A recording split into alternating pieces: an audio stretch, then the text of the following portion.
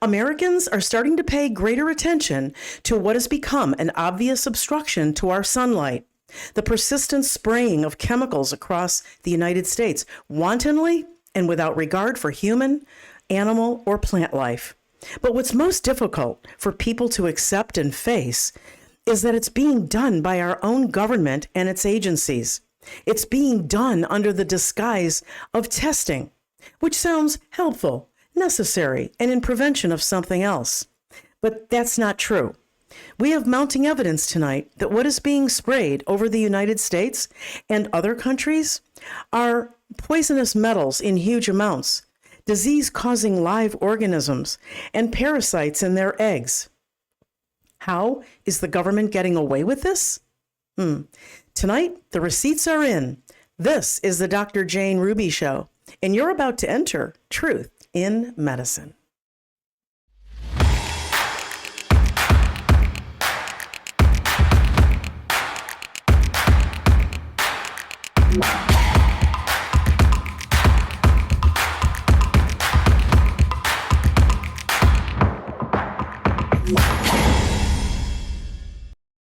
Welcome to the Dr. Jane Ruby Show on this Friday, April 18th, 2025. I'm glad you're with me tonight. Well, in the last few weeks, you've seen the multiple reports that I've done with Health Ranger Mike Adams on his analysis of samples that I provided to him, accumulated over 6 months from what has been sprayed over the skies of South Florida. The results are shocking. There are things like toxic lethal mercury that has been aerosolized, dangerous levels many times higher than anything previously seen for aluminum, radioactive materials, and other metals like lead, possibly parasite eggs, and so much more. And what is allowing this, for the most part, is an exceptions clause buried in USC 50, subsection 1520 and 1521, because you see, the government always provides a loophole for itself, and they disguise it as a beneficial program.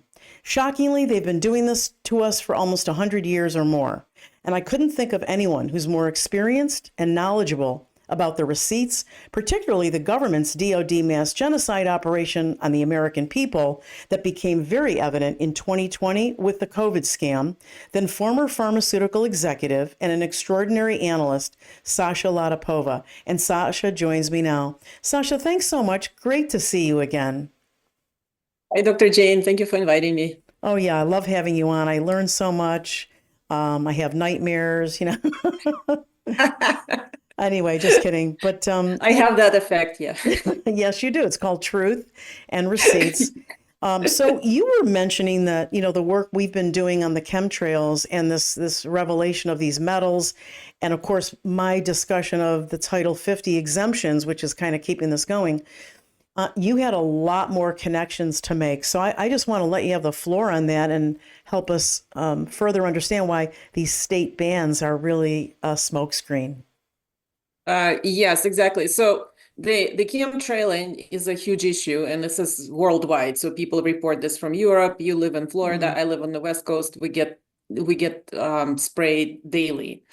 And I recently sent you that photo where they spray so much that in the mountains, we have this black halo around the sun. So we're at high altitude and we go skiing and you look in the sky and you have, the sun, and around it is like this black lens, essentially a circle, because of the spraying that's going on, and probably because of the metals, or, what Mike found, like a lot of materials could produce this effect in that spray.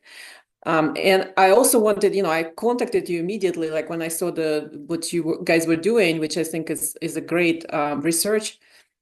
Because I have been reading a lot of publications and official documents released about the official U.S. bioweapons development program, which went on for about 27 years. Started in the 40s and ended in the 70s when Nixon terminated it and signed on to the bioweapons convention, International Bioweapons Convention, that prohibited offensive development of bioweapons. However, all of those activities were moved into what's so-called science, infectious disease research, pretend to be defensive, and since that prohibition, quadrupled, quintupled in size.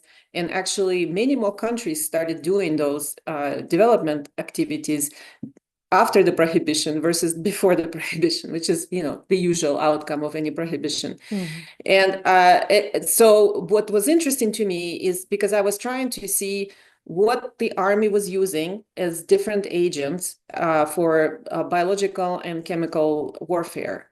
And what I found kind of corresponds to what Mike Adams and you found in the samples that you were sampling. There were many more materials were found, but some of the materials that I believe you guys found are those that the Army was using in their official bioweapons development projects and field tests back in the 50s and the 60s.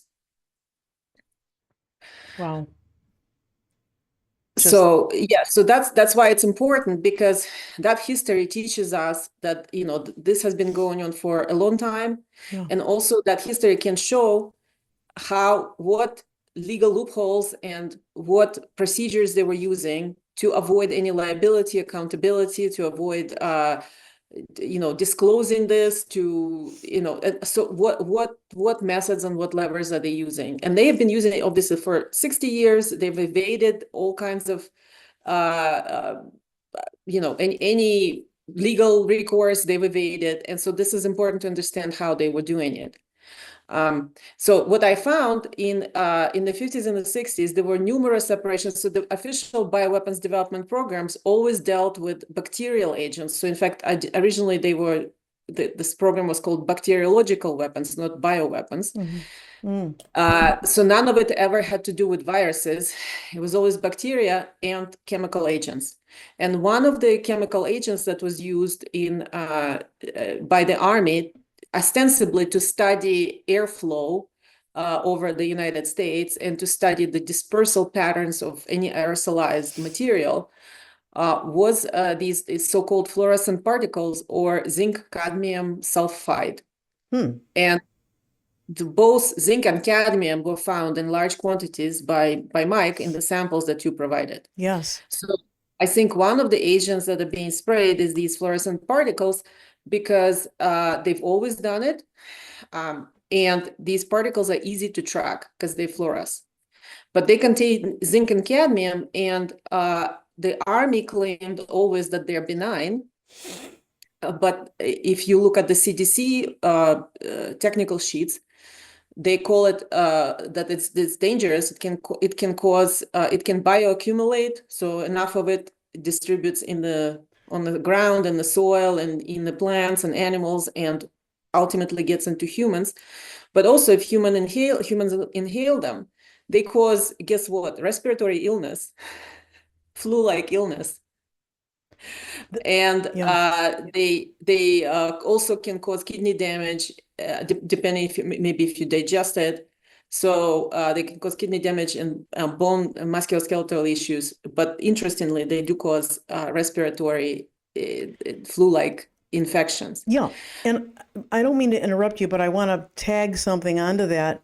A lot of people, I get hundreds and hundreds of messages a week from all over the country and the world. And there's a pattern forming in what people are talking about, that after a fog or after sort of a chemtrail attack where they see the skies crisscross, then it gets clear. After that in that clearing time period, people are reporting sick with flu and respiratory emergencies and difficulty breathing. But like you said, flu symptoms that you might call a pandemic, but yeah. Yeah. So interestingly, there was one. So the Army used these fluorescent particles as a test of dispersals in numerous tests over the years. The largest one they did was called Large Area Coverage Operation Large Area Coverage, or Operation LAC.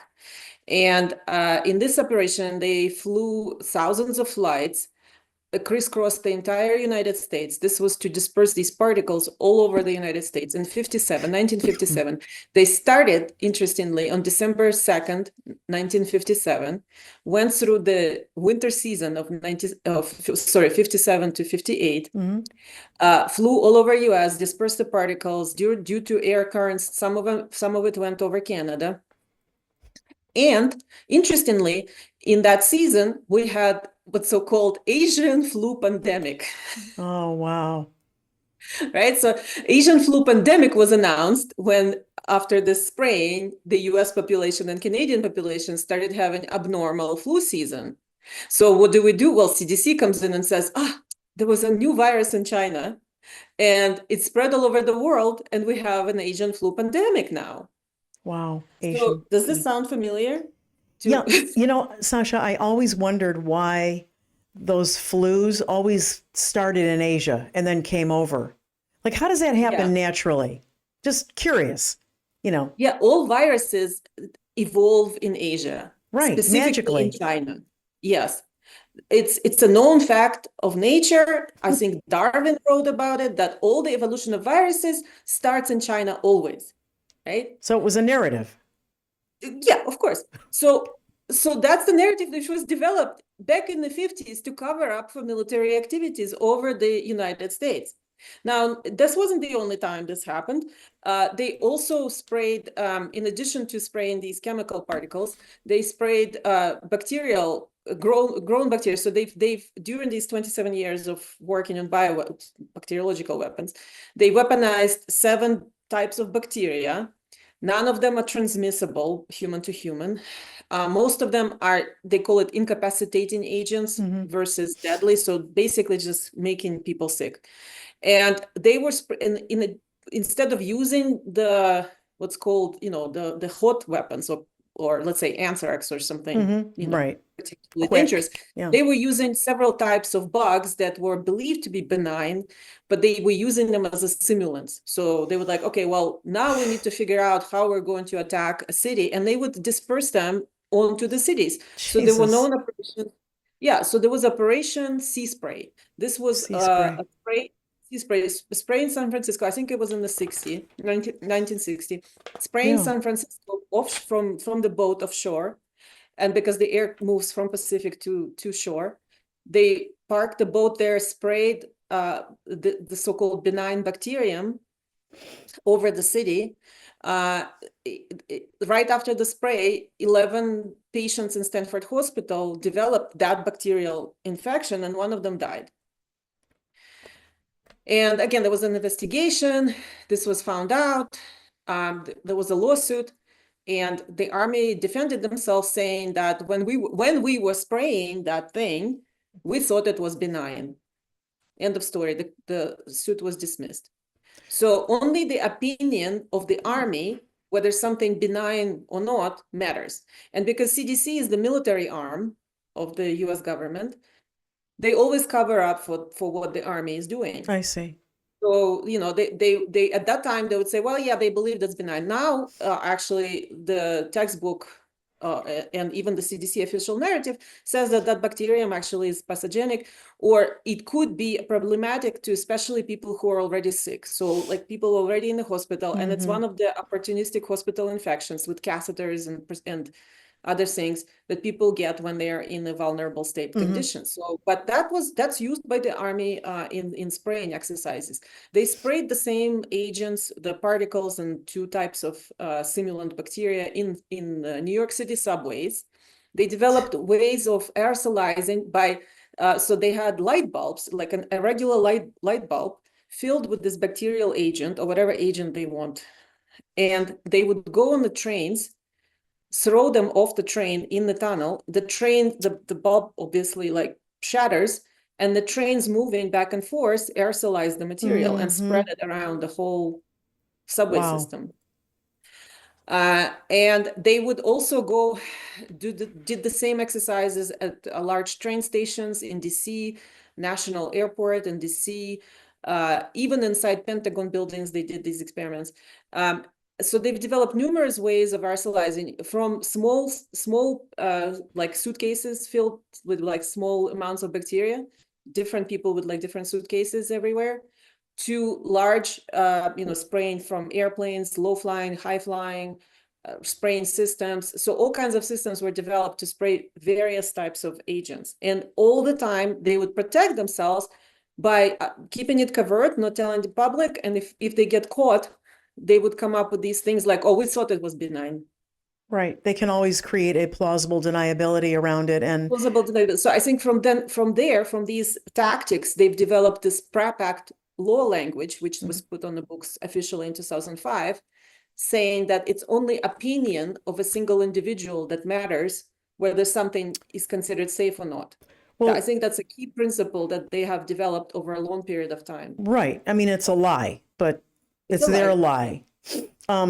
And a couple of, as you mentioned, obviously, you have the copy of the charts that Mike did, and you can see they're separated out because the spectroscopy does it individually, but the cadmium, the lead, you said, what was the combination? I think zinc, cadmium sulfide. I think it's zinc sulfide and cadmium sulfide mixed together. Right. So yeah, I was glad. I want to make the connection for the public between your expertise and your understanding of all the government documents and the things you've put forth regarding this is even Robert F. Kennedy Jr. said in a number of interviews last year and before that, this is a Pentagon program. This is a military operation. He seemed to get it. Which I don't know if you want to, I wanted to ask you a couple of questions. You had done a lot of work with him. You had interviewed him. He's interviewed you. And I'm sure your heart broke too, like a lot of America, when he got into HHS. And actually, it was before he got in, it was in the hearings where he sounded like a different person. What's your take on that? Why is that happening? Is it pure fraud? Did he get in? I mean, I don't think it's the blackmail personally, because all that stuff's been out. Okay. And so it's out. You can't hurt him with it. What's your thought on that whole thing? Yeah, I also, so I was very frustrated, like most of the community, health freedom community or supporters of RFK Jr. I was just thrown aback by his statements, most recent statements about MMR, that he thinks that it's the best way to prevent measles, that the only good thing that he said is that in one of the interviews that he doesn't think that the government should mandate it. Okay, yeah, so I agree with that. There should be nothing mandated to be injected in you. It's ridiculous. Right. That was low-hanging fruit, but sort of, yeah. I mean, it's low-hanging fruit, logically and morally. But obviously for our government, the policy is to poison people. So him in a high position of government, especially speaking against the official U.S. government policy. But I kind of find it, a big deal that he did that. Do you think he knew that? I mean, he knew it was a military operation, so he knew there was some intent to harm the public. And he wrote, like we've talked about before, the Fauci book, The Real Anthony Fauci, was an opus of work. It was beautiful work. It's like, how could you flip that under, the bus? I know. Yeah. So what I find frustrating is his whole life, professional life, and his whole career, he was advocate against vaccines for good reasons. I mean, he's compiled, his organization, CHD, compiled tremendous amount of data materials indicating, showing, proving that vaccines cause damage, specifically MMR. A lot of it has to do with MMR vaccine. He wrote a book about MMR vaccine, demonstrating definitively that it causes autism, that it causes all kinds of other health damage to children. So it's it's as black and white as you can imagine. Sure. Is this position. And then what happens, he's a couple months into his official position as HHS secretary, does 180-degree turn and goes on a tour around the country based on a fake measles epidemic, right? Or epidemic, by faking it, by distributing these very dangerous shots that are shedding all the time, by distributing whatever else they're doing. He also called them on faking the part, right? On faking these MMR or measles outbreaks in the past. Yeah. And Sarsha, can I just add that people need to understand something. These two primary measles vaccines that are out right now by Merck, these are not what you got in the 60s and 70s and 80s. These are live and they're unattenuated. They're not mitigated. They're not tampered. they're live organisms of whatever, I don't know, and then the symptoms are prodromal. So yeah, stuffy nose, little body rash, that could be anything, but I wanted to throw that in, that what he's going around the tour right now pushing is live and that when we say shedding, because it's live, it's almost like giving somebody a live smallpox. They quarantine them away from their family for 2 weeks till the body gets control over it for whatever. So that bothers me too, that he's doing. But so the absurdity of this whole situation is that he's written a book. He talked about these exact ways of them faking these outbreaks to elicit fear, to drive people to inject their children, to again, like every time they do these false flags, for removing gun rights. Well, they do these vaccination false flags for removing religious exemptions, right? And so we know the script, and he knows the script. He wrote a book about the script. Yet he goes and starts saying exact opposite of what his entire career up to that point was. And so I think in him being such a high-profile individual, so well known and such high position of power, what does it tell you? I think, so my personal interpretation of all of this was the power behind him, which we know who that power is. The power behind him tells the rest of us, look what I can do. It's a display of power. And it's a humiliation ritual for him and for all of us. But mostly for us, because the general public, myself included, early on, had a lot of hope, like, wow, we're going to have somebody in there. But it's to humiliate us too, that, have your hope, you jerks, right? Not just him. Exactly. It's the masters telling the slaves, look what I can do. You can put whoever you want in that position and you're not going to get anywhere. That's the message. I think that's the message that he is performing for the masters now, whoever those masters are. Why would he do it? For power and fame. But why would you throw your entire country under the bus? And that's the question that I had. That's the question that keeps me up all night. Why? What justifies it? I don't think he needs money. I don't think that blackmail story that Candy Sounds and Carol promoting, I think it's a fake news. I don't think there is any meaningful blackmail. I mean, all his history is known. Agreed. There are, the good, the bad, the ugly. Nothing there is particularly damaging. So I don't think it's the blackmail. I really don't know what makes him do that. And I think that's a question everybody should be thinking about. And I hope eventually we'll find out. Also, in the recent meeting with Trump, he's recorded saying, we will know in September what causes autism. Okay, if you have such a definitive date by which you will make a presumably scientific discovery, that's bullshit. Science doesn't happen on timelines. So that means that he already knows. And we all already know what causes autism. And he knows, and there is data. He just says that he will publish the data in September. So can I add something else? I want your thought on this. I feel another piece of evidence that he's acting fraudulently is when he says, well, we're going to run safety and efficacy trials. They already have legal immunity. Why would they spend 15 years running preclinical and phases 1 through 4 studies, which costs about $500 million when they don't have to? So the fact that he's saying we're going to make them do it, how are you going to make them do it without removing the legal immunity? How are you going to make them do it when they're covered by the PrEP Act, which he knows? Because he is supposedly the sole person who can remove the PrEP Act declaration or publish a PrEP Act declaration as an HHS secretary. So again, so when saying we will make vaccine makers do these safety studies, the question everybody should be asking, under what mechanism, how are you going to incentive, even if you give them billions of dollars, they'll refuse, right? And how are you going to make them? Yeah. And secondary, so what's that proposed mechanism? And how is it going to be funded? If you're promising by September, there's no way to run a clinical trial by September. We know that. You're promising based on the data you already have. Okay. And you're just waiting until September. And by the way, waiting until September, Dr. Mary Talley Bowden was quoting the statistic, 25,000 children a day get mRNA injection. Terrible. So and the mRNA injections are on CDC schedule solely because of his opinion as an HHS secretary. That's how the law is written. So him getting into that position, and every day that goes by and the PrEP Act declaration for COVID is not removed, he endorses that. He endorses the opinion of HHS secretary. Yes. That in short should be on childhood vaccination schedule and given to pregnant women. Can we get I just want to get clarity. 25,000 children a day are getting the MMR? mRNA. But MMR, the mRNA. Yeah, MMR, all the children are getting MMR, yeah.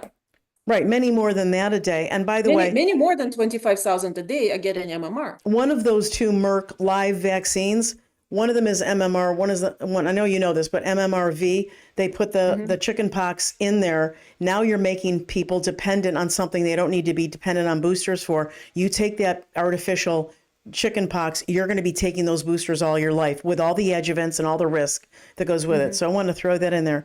Let's talk about the PrEP Act. And I appreciate your take on the humiliation ritual, because at first I heard about it, or I heard you talking about it. I thought, I got to ask her about that. I wonder if she means, like, who cares if they humiliate him? I get it, because he was like the big face of saving us from all this. But it's to humiliate us, like you said. We can put in the most staunch anti guy in this, and we can hold him hold him down like he's on like he's in handcuffs. But let you mention the PrEP Act. Let's get into how the PrEP Act, because people don't even think about it anymore, Sasha. How the PrEP Act is so dangerously keeping this going. How it's allowing the chemtrails to happen regardless of state bans. Let's talk about what you know about that and what documentation you've seen. So the PrEP Act is the key to this whole situation, both COVID and chemtrails and what's going on with like culling animals, chickens, all these things that CDC and USDA are doing right now, and the Army and whoever else is involved in spraying, probably EPA. So they're all acting together in this militarized structure, which is supported by the PrEP Act. The PrEP Act was put in officially on the U.S. books in 2005. Actually, my colleague Catherine Watt found terrific documentation, congressional testimonies at the time, and I, used them in my presentations. So she found that this amendment, so this PrEP Act was introduced as a provision into Defense Appropriation Bill. It was introduced on December 18th, 2005, which was Sunday in the middle of the night, as usual. By next week, by the 21st, I believe, the Democrats, so this was introduced by the Republicans, the Democrats were objecting to this provision, and they got a legal letter drafted by Edwin Chemerinsky, which is perfectly good and great piece of research and insight into this PrEP Act. And then based on that letter, Hillary Clinton, Joe Biden, Edward Kennedy, and Senator Byrd all spoke up very, very, I should say, aggressively against it. Wow. For good reasons.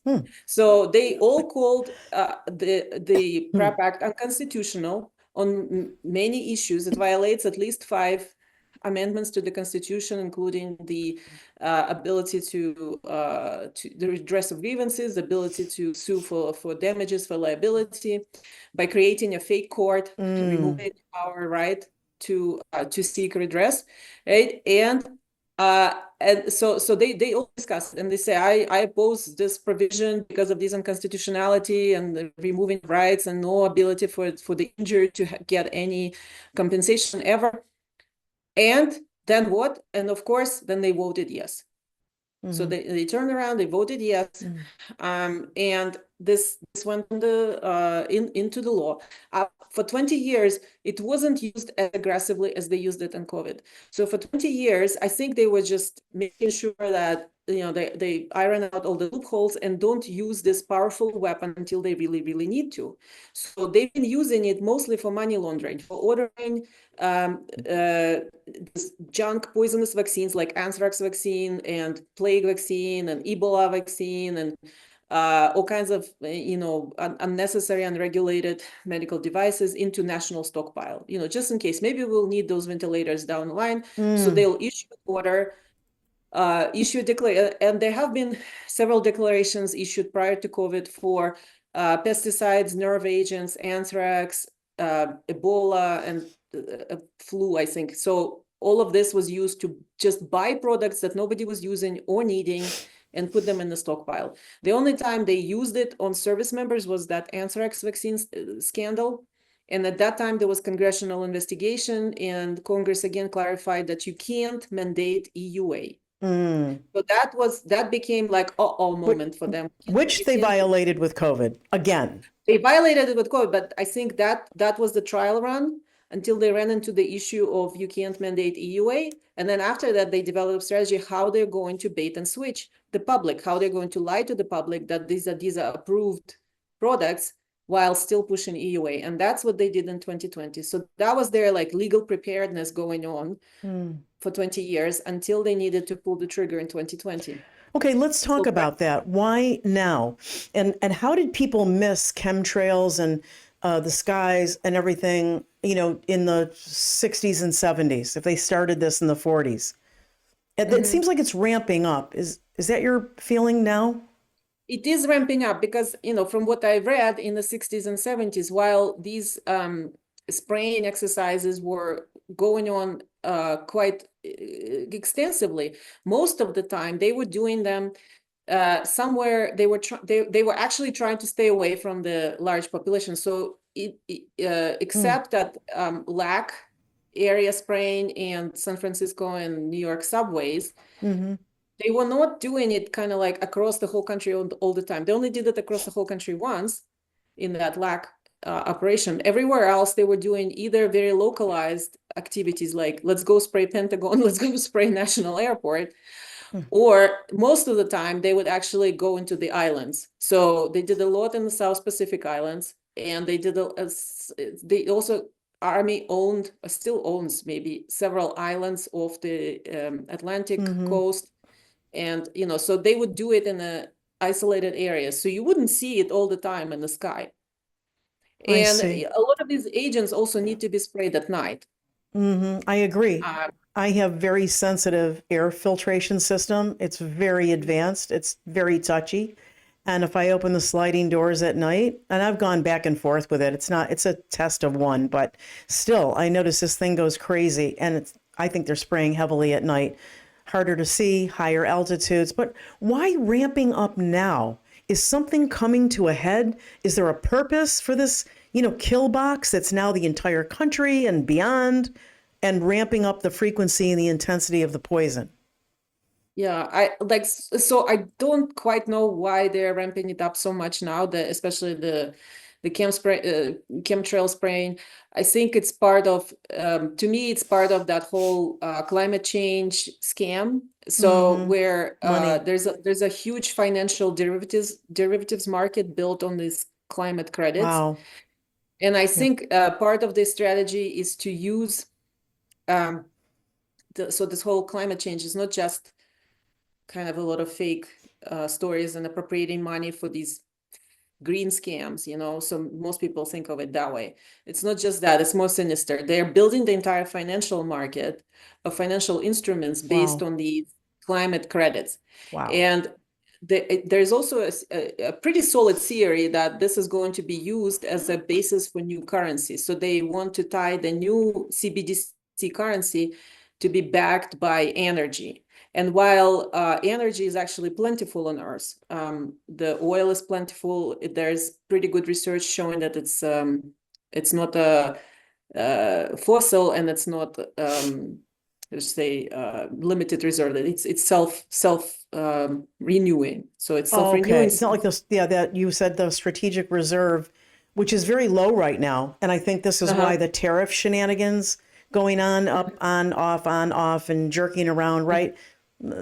I think it, well, yeah. So what they want scarcity, right? So they want to pretend that we have very scarce resources to generate energy, generate electricity specifically, and then they want to constrain all these electricity generation capabilities, even though if they opened up nuclear, if they opened up, normal oil exploration, we would see that there is no such shortage whatsoever. Oh my gosh, that's terrible. But they want to create this artificial shortage, choke points of how the electricity is created, control all those choke points, and then issue currency tied back to the electricity, and then counting everyone's credit, like carbon credit, like how much electricity have you consumed throughout your purchases and whatever you're doing daily, and then essentially tax people and control people by controlling those tokens, those electricity tied tokens. So I think that's kind of one of the series of how they want to control the world is through this choke point, as opposed to previously it was petrodollar, really. So now they're saying, oh, we're transitioning from these fossil carbon fuels to these renewable electricity things. But in a sense, they're just transitioning their currency from the petrodollar to the electricity token. This is a shifting of the methods of crime. A shifting of the methods of crime, how they control the world, because they control the world through controlling monopoly on the money supply. So now the money supply, they want to transition it from petrodollar to electricity token. It has nothing to do with like environment or having a green, green environment and lack of pollution. In fact, it's probably going to create more pollution. But all this has to do with transitioning money from one asset to another asset. And so the chemtrails is, I think it's part of that scheme where they need to, where there's like money dedicated to dimming the sun, right? Bill Gates' favorite activity. We need to dim the sun because the planet is overheating. That's one of the fake narratives that they use. And so I think it's part of it. There's a lot of money allocated to that. And if there's money allocated to that, they'll do it regardless of the outcomes. Yeah. It's just the money. Let's be honest. DC isn't going to give you a heads up when things go south. The market's already sliding. Inflation, still here. And over $4.2 trillion has just vanished from retirement accounts. And a recession is looking like it's now unavoidable. Look, that may not shake the billionaires on Wall Street, but if you've got a 401k or IRA, a hit like that could be a disaster. That's why more folks are turning to Augusta Precious Metals. They help you move part of your retirement into physical gold, something real, something that holds value when everything else is falling apart. And the best part? They make it simple. No pressure, no games, just a team that actually takes the time to walk you through it. So if you're serious about protecting what you've earned, go to goldwithjane.com or call them at 888-836-1890 and grab Augusta's free Gold IRA guide. It's your retirement. Make sure it's protected.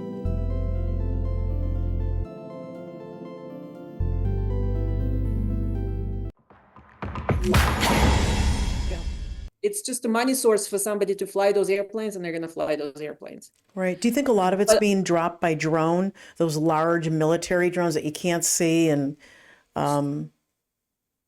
yes, probably depending on the agents that they're using. Some are more distributed from the higher atmosphere, and some you need to do at night. And like those fog events, actually, the weird fog events, they're significant because I remember like when I got COVID, whatever the COVID was, it was after we drove through a humongous fog event. It was something out of this world. I've never seen anything like this. And I've been on the Pacific coast. The fog is a very common thing here.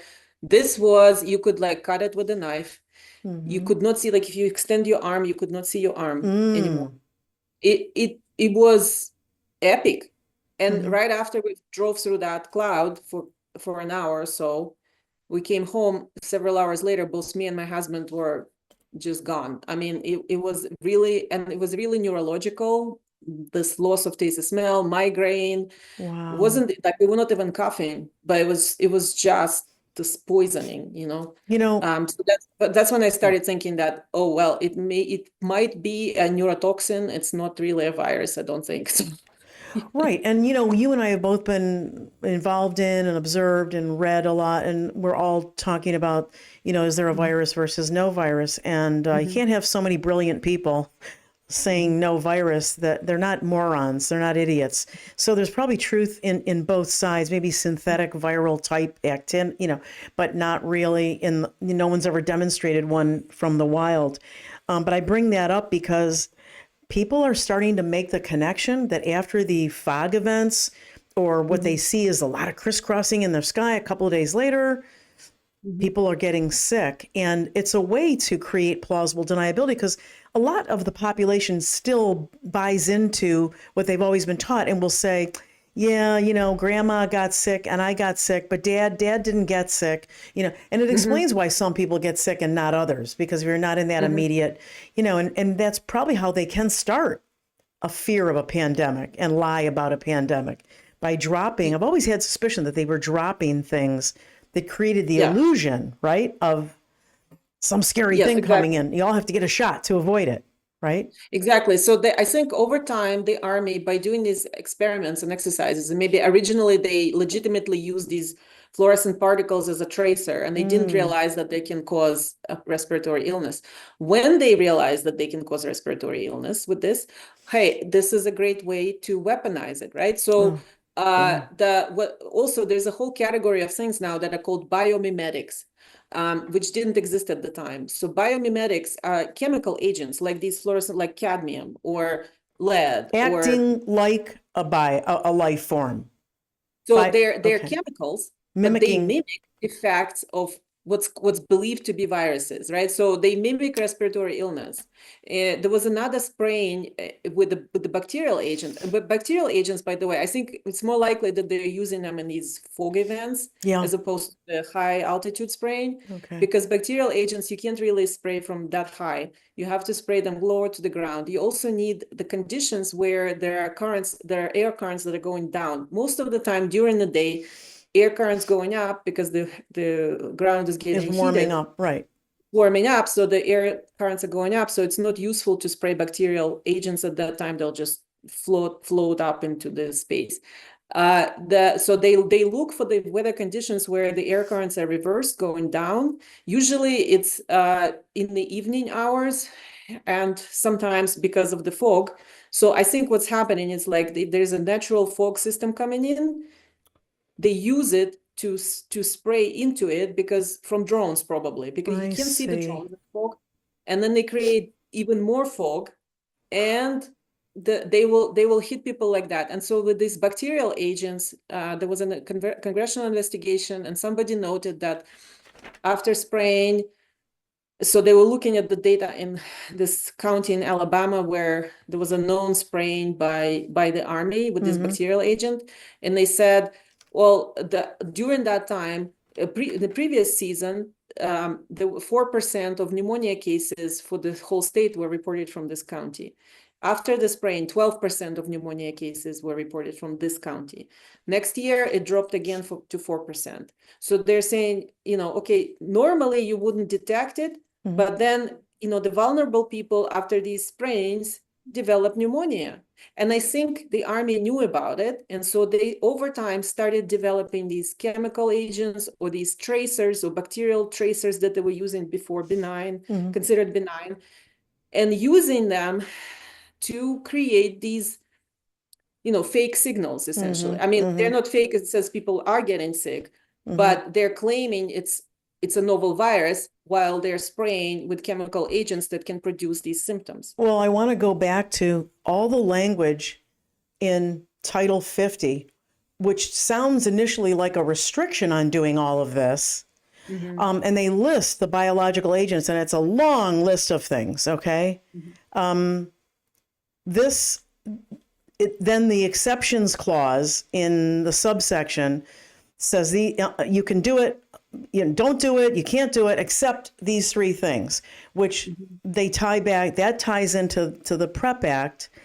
And, what I wanted to say was I'm trying to make I'm seeing the connections. That Title 50 was put in. Oh, I know what it was, where I was going with that. It has a lot of language about this as testing. It's experimental. like who gave you the right to do experiments? But it does boldly say, we're restricting, experimental dropping and aerosolizing, but you can do it under these three exceptions over here. But again, what I'm saying, Sasha, is they couch it under, like you said before, you started to talk about under science now, and it's experimental. Well, it's not experimental if you're doing it everywhere to everybody and you're, ramping up the strength and all that. So again, and the PrEP Act is just a thick protective cover they've already given themselves. Yeah. So in a nutshell, just to repeat for the audience, the PrEP Act says that if HHS secretary decides by himself, no input is needed, no justification, no data is needed for his decision. If he decides we're under emergency of some sort that relates to health, of which, what doesn't? Like anything under the sun can be a health emergency, right? And we've seen it. They say systemic racism is a health emergency. Right. Anti-Semitism. According to Robert Kennedy. Anti-Semitism is a health emergency, or climate change is a health emergency, right. Or financial emergency can also be health because, commerce. If you don't have money, you may get sick, right? So anyway, so under all of this, it says that HHS secretary can determine that there is an emergency. By the way, it's not just HHS Secretary for Health, but they also give these powers to DOD, obviously, and DHS Secretary to declare some sort of an emergency, which can be like a cyber security or financial or something again. And in all instances, it's opinion of single individual. As I said before, the Army worked out this procedure to say, if we think it's benign, it's benign. No other expert needs to opine on this. So that went into law in 2005 on PrEP Act. It says, if any of these officials declares emergency single-handedly, the emergency allows now the government to buy using defense production contracts, which is very light regulation, lots of money being thrown around. It's emergency. So they can use a federal acquisition without any regulation really to buy large quantities of, protective equipment and treatments and this and that, and none of it is regulated. So when it goes into the health, under the health declaration, then all these vaccines, therapeutics, medical devices, testing, all that is bought in huge quantities, distributed widely, and not regulated at all. So none of the normal pharmaceutical medical device regulations apply to any of this in any way. Wow. There is no requirement for informed consent. There is no requirement for compliance with the good manufacturing practices, good distribution practices, good clinical practices. All the consumer safety protections that people expect from these products are now completely removed. They're gone. People don't understand that, Sasha. I've told people, because they've come back to me and said, there's a clause in Title 50. They've got to have our consent. They wouldn't do it. No, they don't need there's exceptions. Those wipe out the consent requirement. There is no consent. And so there's no regulation, and they're given thorough full liability. So far that liability shield has stood very solidly. Nobody's been able to pierce it. Mm-hmm. And this has to do with all the civil liability, civil tort is preempted by this completely and thoroughly. Oh, wow. Now, there's this theoretical possibility that criminal liability is not removed. However, in the United States, as citizens, we cannot bring criminal charges. We have to have a prosecutor bringing criminal charges. And so far, not a single prosecutor has been allowed to, even in those cases, which I know that the prosecutors wanted to bring charges, they were not allowed to, they were not given support by the AGs. Not a single AG brought criminal charges, while they brought in fake civil charges like Texas and Kansas. So none of it happened. There are a couple of attorneys working on sending criminal referrals to different AGs and prosecutors. There are some that I hear are more receptive in hearing about this, but no major progress has been made on that front yet. And this is all because of PrEP Act. Yeah. And when, unfortunately, when Kennedy stated that COVID is over, I don't want to say he was lying, he misspoke. Okay, he misspoke about the true status of what's going on. COVID is not over because he has not terminated the PrEP Act emergency declaration for COVID, which is his sole authority in this entire country, according to law. Okay, so I don't know why he misspoke so much about it, but that's what the status is. And let me point out something else. In his hearing, knowing that there were about 5 to 10 COVID mRNA shots in the childhood schedule from fetus to like 18, he still sat there under oath automatically when you speak before Congress and perjured himself and said, well, he didn't perjure, but he said, I will stand by the CDC and I will stand by the childhood schedule. So, Sasha, that's when I lost it 100%. I had a 1% Me of too. yeah. And I thought, I'm done. I basically, this is my sole issue is this PrEP Act and the PrEP Act declarations. I agree. And what he is authorized to do, but he's not doing. And I wrote an open letter to him. I mean, Very I well still written. think that Yep. Please I share. still have hope. Yeah, I have hope. That's why I wrote that letter. I still think that hopefully some, in some capacity, something will happen and he will do something correctly. But right now the situation is pretty disappointing given what's going on. And, as we discussed all this MMR stuff. It's worse than disappointing. It's tragic. And I think it's an extinction level event because this is all, sort of set in motion. People are losing relatives now who took the mRNA shots. They're noticing it, but you have thousands and thousands, maybe millions of children that are, like you said, they're 25,000 a day in the United States alone taking the mRNA shots. In the years to come, the illness, the death from many different things, and people aren't going to put it together. What I'm saying is on his watch, while he does nothing with the PrEP Act, and I'm particularly angry because you've educated me that he has even more power than I thought he does, that he doesn't stop it, and he knows it. He's not some bimbo that just got in there as a yes man. He knows it. He built a career on it. And it just really, how many children are going to die before somebody does step forward? But that's a grim prognosis because every pocket seems to be corrupted. So let me ask you, how do you protect yourself? You're pretty smart. You know a lot more than you've even, you could probably sit here for 5 hours and not get everything out that you know and that you've discovered. But how do you in general protect yourself and your family? Because I think we're going into a protection mode. If there's anything you can share. Well, I mean, I generally, as far as this chemtrailing stuff, it's definitely concerning. It's concerning more about the metals that are definitely falling down and bioaccumulating in the mercury in the environment. So that's extremely concerning. Now what I can say is still, comparatively speaking, the external routes are more protected for us than injections. So number one thing to protecting yourself is stay away from all injections, and stay away from the doctors. That's my protection me strategy. Too. Is I don't go to the doctors. Do not take your children to the doctors. You don't need annual checkups. Your children don't need well visits. Those are just vaccination Good start. Those two are excellent suggestions. So like, let's, just come back to the basics. We need to protect ourselves from the medical establishment. Yeah.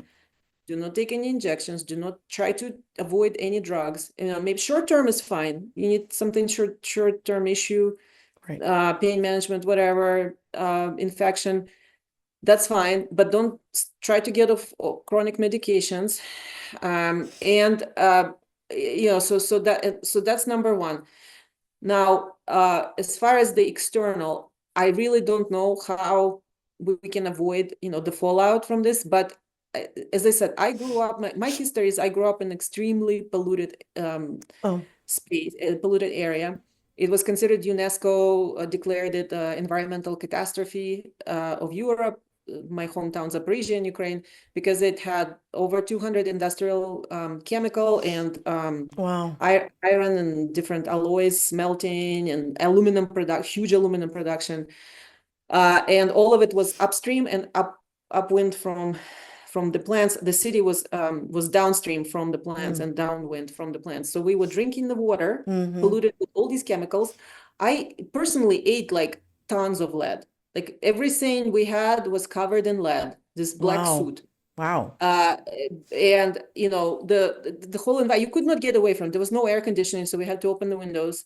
And so everything would just like be covered in lead.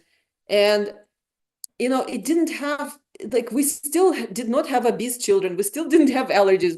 I did not know autism existed. Nobody had cancer. And so I'm saying I don't want to live in a space like that. Sure. By the way, it's horrible. But I'm saying it's not as bad as people think. So also don't fall for the fear narratives.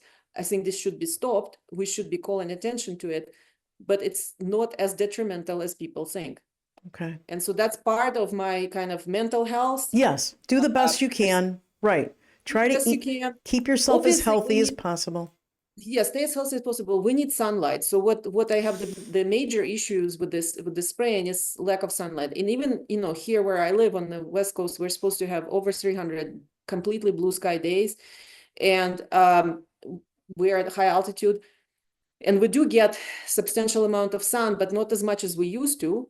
And when I went to Rochester, New York, it was horrible. Like, so for people on the East Coast, especially Northeast, try to schedule time in a year, especially in the winter, away from that into the sun. So go somewhere, travel to the west of the US or Florida or something, and stay in the sun. Sun is extremely important for your health. And vitamin C. I mean, so as far as like health, what I can advise people, it's a simple thing, but it actually makes a huge difference, especially in the winter respiratory season.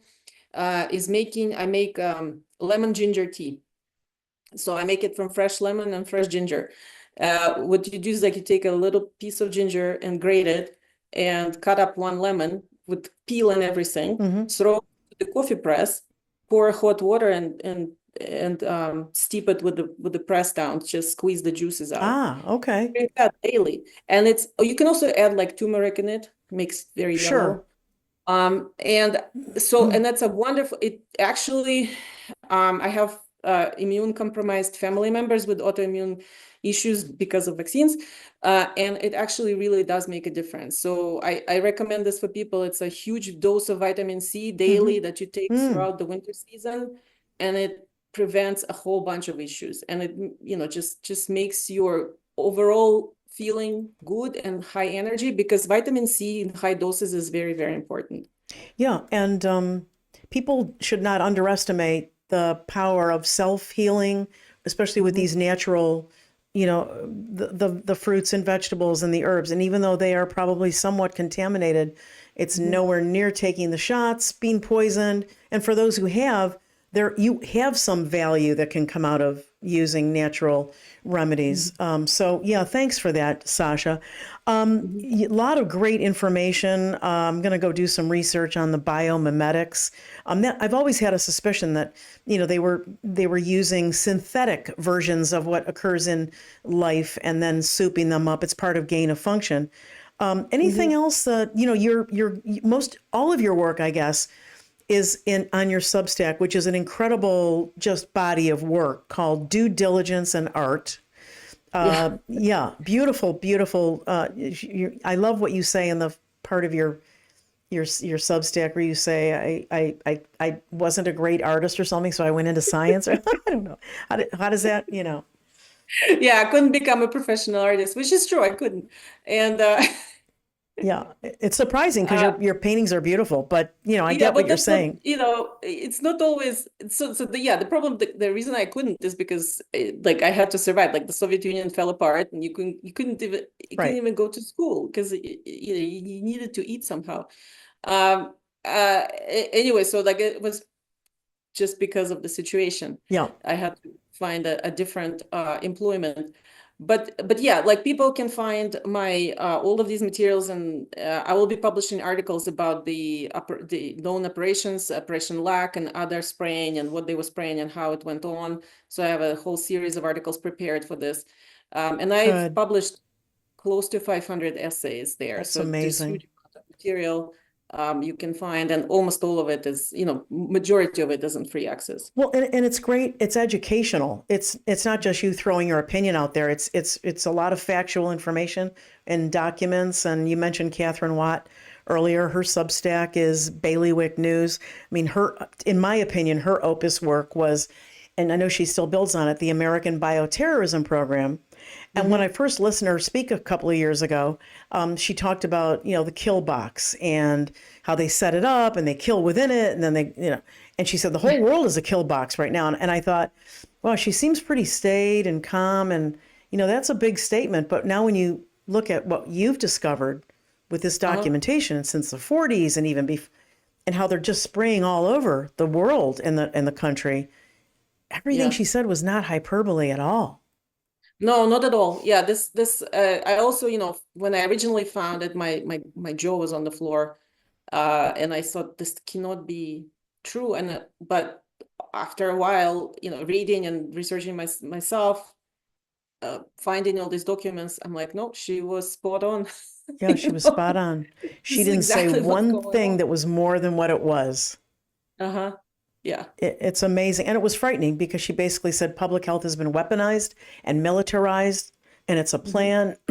She said it's been going on for centuries, and it's the whole world, and it's the government. And then you guys have done a tremendous amount of work together intentionally. Yeah. And it's the best I've ever seen because it's just factual. And if people could my only hope is that if people could get a grip on it and really understand, get it, and accept it. It's not just understanding it. They're smart enough to get it, but it's accepting that your government's doing this to you.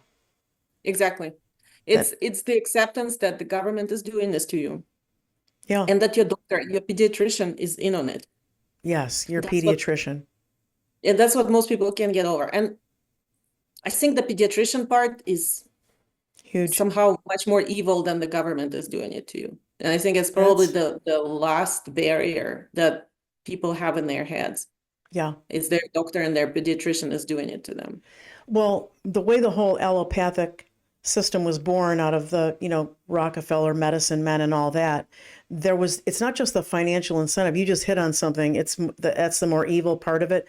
It's in addition to the money and their pigs and their prostitutes, as David Martin called them, is that ivory tower officiousness. Now, if you don't take this shot or you don't give your child this shot, we're not going to see you in this practice. I'm thinking to myself, how do you say that to a parent? You're supposed to help people. I'm old enough, and I'm way old enough to remember the doctor coming to my bedside in the 50s because he or she cared and they were loving and it wasn't about the money, and then they had to drive 45 minutes to get back home. How dare you say you can't be seen? It's that officiousness. Right, that ivory tower thing that came out of that. Yeah, and they're bullying. Yeah, parents. the bullying. I've experienced bullying myself when I was seeking help for my daughter who was vaccine injured. So I've experienced gaslighting and bullying, and I am professional in the industry, and I can, talk back to them with data and science. But what about people who can't? Sure. Your child's going to die without this shot. That's exactly what they're saying. If you refuse this procedure, you will be back here with your child throwing up blood. I was told that exact thing. Wow. And I refused the procedure and my child wasn't throwing up blood because I knew this was fake. But imagine somebody who trusts the doctors that can't read the studies themselves and they're telling them this, and of course everybody's going to fall for it. Yeah. And all they were doing is bullying me into the procedure my child did not need, that would put them at risk, but would be like few $1,000s in billing. That's why they were doing that. Right. Medical bullying. You just helped me. I think you just coined a new phrase. It's medical bullying. And it should be called for what it is. Everybody's so worried about bullying in schools. How about, when a doctor, lies to you because he's got to get that percentage up of injections so he can get his bonus at the end of the year from Blue Cross and Blue Shield, right? So, and their hospital administration, pushing them to do it, but they're doing it. So I understand all the pressure that's on these people, but they are the ones who are doing it. Yeah. I can't imagine, living with that, but they I guess they can because they're doing it. But Sasha, this has been great, really helpful to understand. Your research reaffirms, it's the government, it's the DOD, And I wanted people to understand HHS secretary is a very powerful position. Just so you know, Kennedy is not just, I mean, he could do so many things. Like you say, he could unilaterally, single-handedly halt the PrEP Act, even if it's for 60 days or 6 months, and start some discussion going, because it is harming people actively. But I don't think people understand HHS is over so many other agencies. It's FDA, it's CDC, it's NIH, Yeah, I mean, Medicare, Medicaid. By the way, the HHS budget is close to 2 billion. So we 2 were billion? just saying, Wow. the DOD got a 2 trillion, sorry, DOD got a trillion budget, Right. and that's a big deal. But that money will come HHS around, has right? 2 Yeah. trillion budget. Yeah. Right. So DOD can say to NIH, you're going to do this, and here's $400 billion to do it. Oh, yeah. Yes, sir. So it gives DOD the ability to bully and to not even bully, just to, lure, the honeypot. It's really sad. Do we have a chance? Well, of course we do. I mean, we will win at the end. I think the main avenue, and that's what I advise people, is individual non-compliance. Be very, very hostile to vaccines and any pushed medications and other injections on you and your family. You have to be hostile. That's your defense. Our defense is our education and saying no. And then we need to advocate for the repeal of PrEP Act. So I would like to, we're starting a campaign, we're collaborating with a few people to start advocating for the repeal of PrEP Act. And that's, it's a long shot. But in the meantime, also calling on Kennedy daily to terminate the PrEP Act declaration for COVID, which he can do with a 2-sentence memo into the Federal Register. Wow. And so here's the thing. So he's obviously would probably suffer great consequences if he did that, as we can imagine. But here's the thing. If you really had integrity, you would leave the position and come back out here. And even if you lost your life for it, you could save humanity. And you could say to people, I know you'll all listen to me. You've got to overthrow this PrEP Act. This has to be stopped and dismantled. I couldn't do it in there. It would have been immediate death or whatever it was, and be your own whistleblower. Otherwise, he's going to go down in history as a coward and a fraud. It's my opinion. Yeah, I'm willing to suspend my judgment for another few months. But as I said, every day that goes by, thousands of children suffer and get poisoned, and many of them will die, and many of them will be disabled for life. Yeah. So I don't know how anyone can live with this burden. Yeah. And that's why I'm saying, daily we need to call on him to terminate the declaration, because the declaration will stop the shots and will produce the space in which we need to do the investigation and accountability and all that. And until he's done that, we can't let go of this. Right. We can't let go of it. One quick question. What was your reaction to Trump coming out a couple of days after the inauguration and not only not acknowledging any of the injuries, but also saying, I'm bringing you more. It's going to be artificial intelligence, going to be customized to your body. Like what are we looking at there? I think we're looking at him basically doing returning favors to those people who wrote him big checks for his campaign. All right. Including Larry Ellison and those are the Sam Altman and who was the Japanese guy who all these AI. Yeah, that third guy, right? Yeah, and so you just can't. You just went and said, oh, Larry Ellison will now be making a personalized cancer vaccine for you, which was like what? So to me that was more of a clown show the Trump administration is than anything else. Because obviously nobody can make any cancer vaccines or personalized cancer vaccines, not with the AI. It's stupid. My favorite part was when Ellison said, and you'll appreciate this, look, we'll be finding the circulating cancer in your blood early, and then we'll take that and we'll customize the mRNA. And I'm thinking to myself, you doofus, by definition, if it's circulating in your blood, it's stage 4, you idiot. It's not early. I mean, this is how you get you get them in their lies because they don't know what they're talking about. Larry Ellison Yeah, that's why it was hysterically, like, I was laughing. It was funny for me. I mean, Yeah, it I know it's not funny. was absurd. It's absurd and it's Yeah. dangerous, but it's just so much. It's too much, and this clown show has continued for so long, and all I had is this reaction. It was just, this is hysterical. Yeah, no, I agree. It was three clowns short of a circus, and there's Trump, and I'm thinking to myself, but man, he's just quadrupled down. He's the greatest achievement of mankind. And I don't understand how the whole universe of COVID injured people and their families don't like literally rip off Capitol Hill, just rip off the dome, because they're never, they've been seduced with hearings on Capitol Hill and all this other shit. And Yeah, well, some people I follow are very, very angry. Like the good, that's the beginning. Martins, Tristan Martin, and I believe they're in Oklahoma. Who's that? And in Oklahoma, so the family name is Martins. Oh, okay. And their daughter Trista died a day after being injected by Pfizer, and she actually went and did it against their wishes, but she was 18 already. Oh man, what And a so she heartbreak. went and got it in secret from her parents and died the next day.